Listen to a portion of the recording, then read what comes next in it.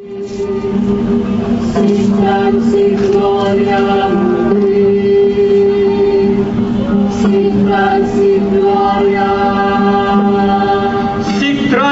Gloria Mundi, o kay bilis pumanaw ng kaluwalhatian ng daigdig. Noong Hunyo 10, si Maria Graciela Casisa Miranda, isang pulang mandirigma, tinaslang ng mga tropa ng 22nd IB at iniwang mabulok ang mga labi sa lugar na pinagtutupad. At sa marami pang lugar sa kanayunan, walang pakundangang pamamaril, mga arbitraryong pag-aresto at pagbinbin, mga pagtukot, iligal na paghahalughog, harassment at coercion. Maaari pa tayo magtuloy-tuloy pagkat umabot na sa mahigit 54 ang nabibiktima sa ilalim pa lang ng iyong administrasyong Gloria. Hindi ako magtataka at hindi nakapagtataka kung umahantong ang panahon na ang pagtangan sa baril ay singalaga at sinipitrin sa pasalin, saksanin at maso!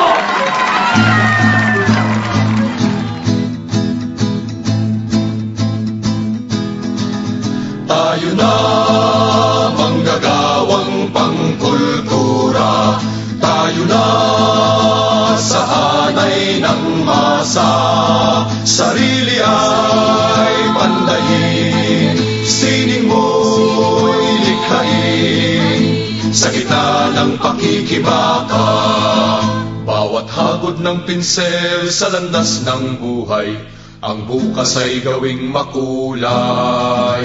Tapang at kagitingan ng mga mamamayan ay ating isalarawan.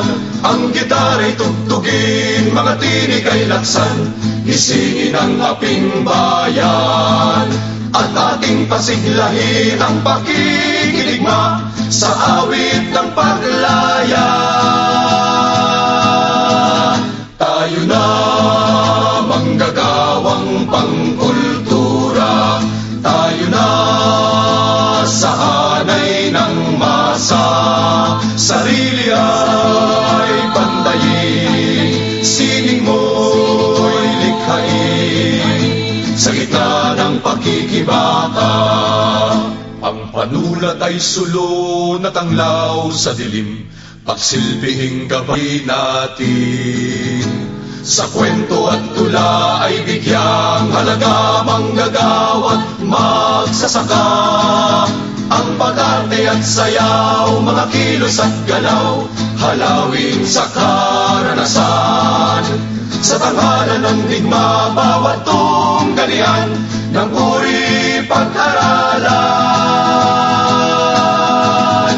Tayo na manggagawang pangkultura, tayo na sa hanay ng masa, sarili ay pandayin, sining mo'y likhain, sa gitna ng pakikibaka, sarili ay pandayin, sining mo'y likhain, sa gitna ng pakikibaka, sa gitna ng pakikibaka.